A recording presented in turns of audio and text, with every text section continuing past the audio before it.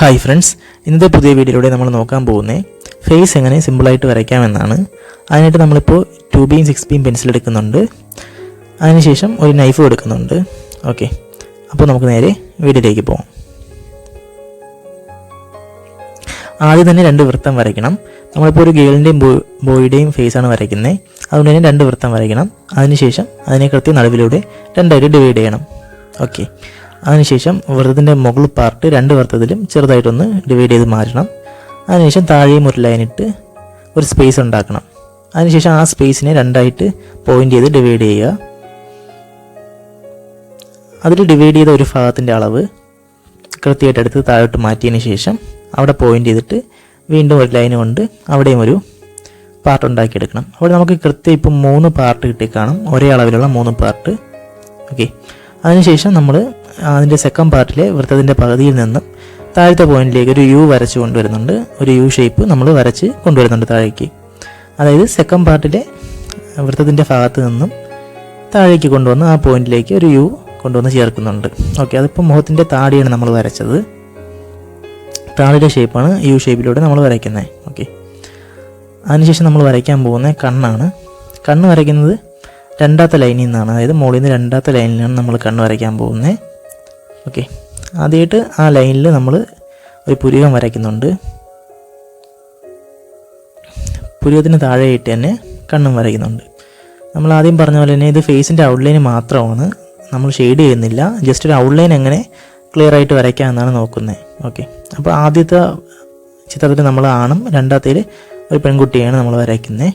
Okay, അപ്പോൾ ആൺകുട്ടിയും പെൺകുട്ടിയും വരയ്ക്കുമ്പോൾ അവരുടെ കണ്ണിലും മൂക്കിലും ചുണ്ടിലും എല്ലാം വ്യത്യാസങ്ങൾ വരുന്നുണ്ട്. അതൊക്കെ നമ്മൾ അടുത്ത വീഡിയോയിലൂടെ നിങ്ങൾക്ക് പറഞ്ഞു തരുന്നതാണ്. ഓക്കെ, ഇപ്പോൾ തൽക്കാലം ഒരു കണ്ണ് നമ്മൾ വരയ്ക്കുക. അതിനുശേഷം നമ്മൾ മൂക്കാണ് വരയ്ക്കാൻ പോകുന്നത്.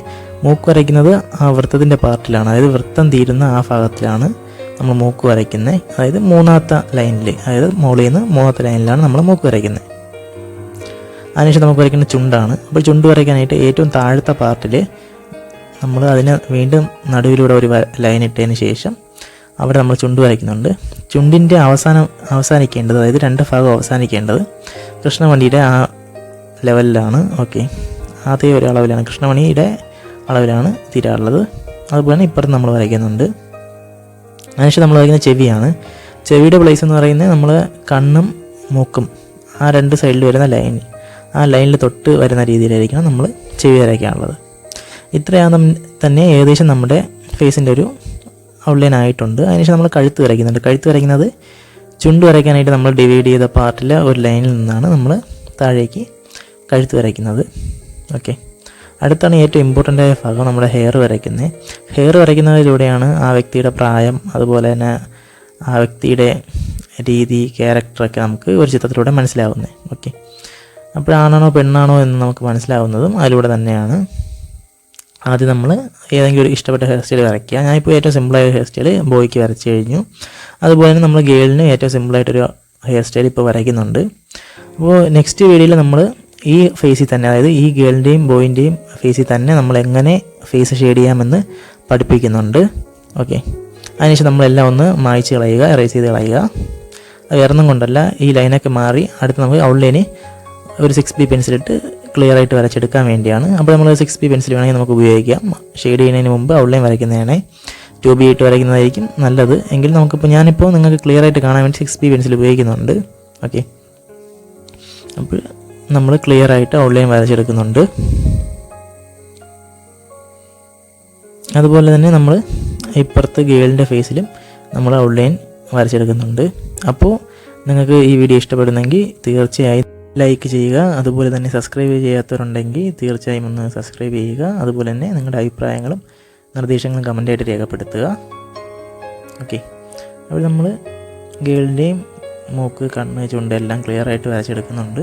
അപ്പോൾ നെക്സ്റ്റ് വീഡിയോയിൽ നമ്മൾ ഇതെങ്ങനെ ഷെയ്ഡ് ചെയ്യാമെന്ന് കാണിക്കുന്നുണ്ട്. അതുകൊണ്ട് തന്നെ നിങ്ങൾ അതിൻ്റെ നോട്ടിഫിക്കേഷൻ, അതായത് നമ്മുടെ പുതിയ വീഡിയോയുടെ നോട്ടിഫിക്കേഷൻ കിട്ടാനായിട്ട് ബെല്ലൈക്കണും കൂടെ ഒന്ന് ക്ലിക്ക് ചെയ്തിടുക.